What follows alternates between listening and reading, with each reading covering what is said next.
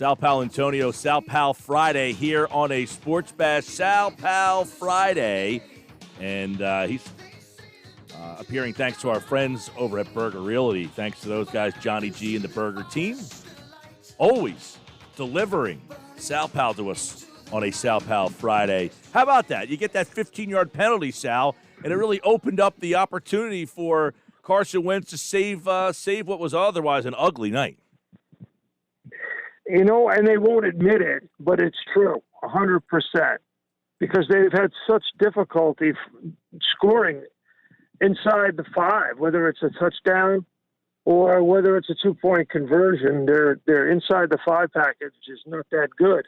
Now, of course, that was an unbelievable throw from Carson Wentz to Boston Scott.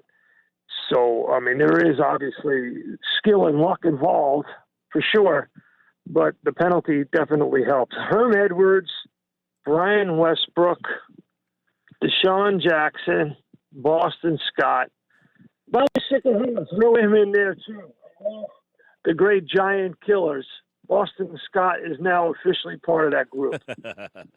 He was. I like the way they used Boston last night, but obviously you mentioned Deshaun Jackson hurt again. He's going to be out for some time, but I like what they did with Boston Scott last night. I would like to see them utilize Miles the way they used Boston last night. Well, they're two different players. Boston Scott is a pretty quick guy. His ability to cut inside the hole, I think, is better than Miles Sanders, for sure. And Miles Sanders has a lot of talent. There's no question about that. But I think they're a little bit different. Boston Scott's got a great spin move. He's much more compact. He hides a little bit better behind the line of scrimmage, which is always important.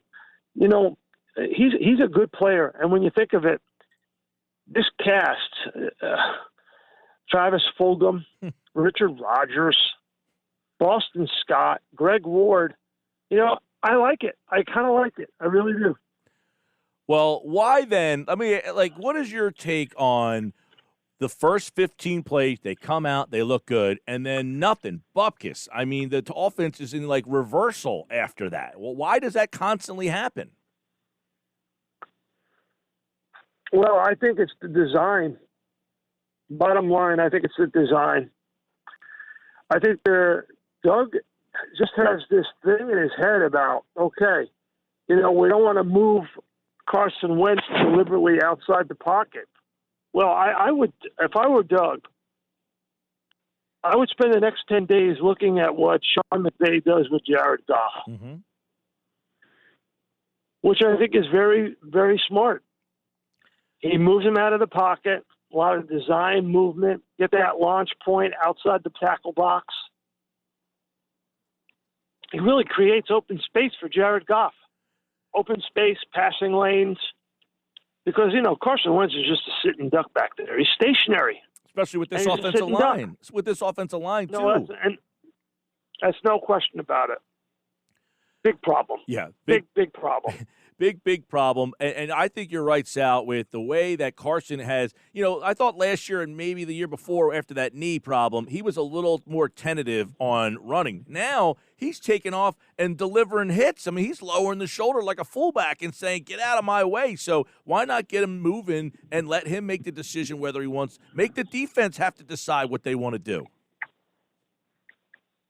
Well, I mean, I need to stop. I want to see a stop to this quarterback sneaks. I mean, we can quarterback sneak for 1 inch, but Mike Gill, let's not quarterback sneak for 2 yards on a routine basis. Come on, give me a break. Yep, they keep using that, obviously, and it didn't work last night. And Doug kind of insinuated, Sal, that he was going to get Hurts more involved. I mean, don't you think in the red zone that they could have more creativity by utilizing Jalen Hurts, or is that just too gadgety for you? No, I liked him. The designs are bad, though. Jalen Hurts didn't have a prayer. In order for it really to work, it can't be zone read. It has to be RPO. Jalen Hurts can throw the ball. Yeah. He threw it in college. Yeah. Oh, it has to be run pass option, not zone read. Well, what about the play where he goes to Butler? Butler's on the wrong – he doesn't even line up on the right side of the field. I mean, are you surprised that he calls a play for a guy who literally was just on the roster 2 weeks ago?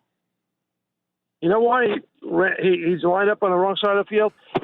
First offensive snap. Exactly. So I'm going to call a play in the red zone, a fade for a guy who's on the field for the first time ever?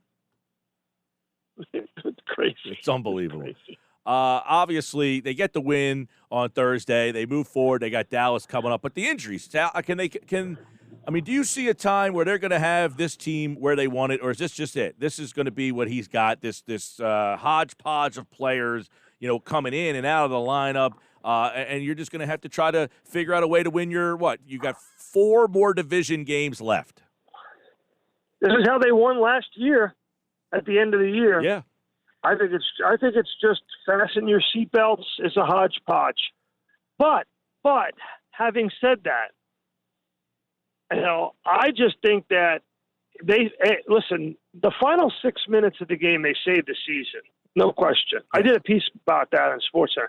You heard the call, Merrill and Mike last night at the end of the game. And, Merrill Reese really inspired me. I was listening to the call. And I heard Merrill say, the Eagles saved their season at the end of the game. That's what he said. And I'm like, you know what? He's right. They saved the season. Well, they sure did. Yeah. I mean, in terms of being irrelevant in the division, they sure did. Yes. It would have been totally irrelevant.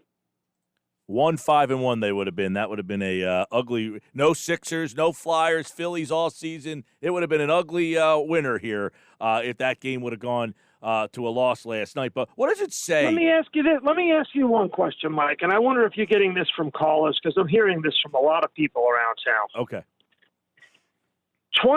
If it's 21-10, if that's the end game, if the Eagles lose 21-10 last night, is Carson? Do you think Carson saved his season last night? It's a fair question because I think that he was having kind of this breaking. But it's funny. I have a station in North Dakota that calls me, and I go on with them out there because they always want to talk about Wentz. The guy texted me last night and said, "Did Wentz save his opportunity, his season? Are people laying off him?" I don't know. I thought the problem is, yes, Wentz played great in those minutes. The problem is it's what he does leading up to that. It makes him have to play great there. That game should have been a blowout. Do you not agree with that?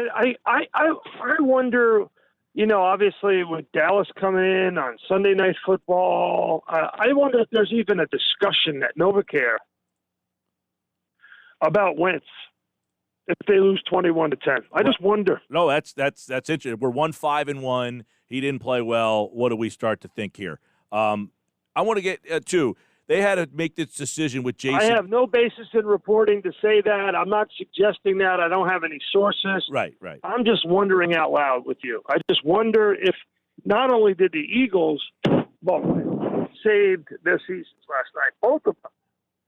Well, I want to, what they think about Jason Peters. Doug was asked today, when Peters comes back, do you leave Mailata there and try and put Peters back at right guard, or does he go back to left tackle? And does it even matter? What did Doug say? He said it's a conversation we're going to have internally. Oh, that's crazy. Jason Peters goes back to right guard. Okay, we're on the same page there. Right, you leave Mailata there. Come on, Jason Peters goes back to right guard. Yeah. And, listen, Mailata has earned the right to finish the season at left tackle. We can agree on that. Yes. Has he been perfect? No, but he earns the right to finish the season at tackle. There's no question about that. Yeah, and Peters will upgrade right guard, which has been a major problem. Yeah. But it goes back again to Doug. All roads lead back to Doug. He has to have a better design to help out a beleaguered quarterback. And I just don't understand it. I thought for sure, obviously, Michael, it was a short week. I get it. And that's an excuse that you can use and lean on. But by next week, with this long weekend, the committee that runs that offense, and you know who they are, and sometimes I say their names facetiously or sarcastically, because it is like a cabal. It's like a committee that does nothing. What in the world are they doing? Yeah. Sit around and come up with a design that if you're not going to change the quarterback, and they have so much invested in him, they probably won't. But if you're not going to do that, help him. There's no question that look. You mentioned exactly all these different offensive minds, and everything looks so vanilla. I don't understand what goes on from vanilla. Yeah. Where are the jet sweeps to Greg Ward? Yeah. Where's Now Greg Ward can throw. He can throw the football. Where are the option plays for Greg Ward? Where are the option plays for Greg Ward and Jalen Hurts? They have a lot of versatility. They have a lot of versatility out there. Let's see. They've got 10 days to get ready for Dallas. We'll see what happens with Dallas. They got a terrible defense. This game should be, I don't even know what to think Sunday night. But Sal Pal Friday will be back when we talk to Sal getting ready for Eagles and Cowboys. But you said it. You did the piece for SportsCenter. They saved their season at least for a week. Now let's see if Doug Peterson can sit in the lab for 10 days and get something together here. Doubtful Goddard will be back. They're not going to have Ertz. No Deshaun Jackson. We'll see on Lane Johnson. But, hey, just the way they drew it up, right? Listen, it's always good to be on the Mike Gill program, sponsored by Berger Realty, a giant realty group at Berger Realty. The day after an Eagles game, instead of 2 days before an Eagles game, we get to break it down instead of trying to forecast what's going to happen. But we have now a whole week to get ready for Sunday Night Football. So I'll talk to you next Friday at 3 p.m., and we'll try to break that down. I'm actually wearing out my Easy Pass, Mike Gill. I'm on my way down to Washington right now to do Dallas at Washington, and I do believe Washington is a 1-point favorite in that game. Is that correct? That is true. We were laughing about this. I said, you can't make Dallas a road favorite. And I mean, come on. By the way, what did you do to have to watch two Dallas NFC East games? Road dog to watch the awful Washington football team, the one that beat the Eagles in the second half, week 1. Good Lord. I mean, if Dallas loses to Washington, I don't know. We're not supposed to interview anybody, at the games anymore. We have to get permission. We got to be 6 feet apart. I may break the rules and just stake out Jerry Jones getting in his helicopter. I want to know, Sal, what you did that they're making you watch 2 NFC East games in the same weekend. This is my job, Mike Gill. This is my job. Oh, man. Well, God bless you, man. This is my job. 2 NFC East games in one weekend. Sal Paolantonio, everybody. In a pandemic, Michael. In a pandemic. Yeah, exactly. All right, Sal, enjoy. What did I do wrong? I thought I had a good career. All of a sudden, it's no good. You could have been a contender, Sal. You could have been a contender. I know, Michael. All right, enjoy the game. All right, Michael. I'll talk to you next Friday, brother. Yeah, man. Sal Pal Friday here on the Sports Bash Live on 97.3 ESPN.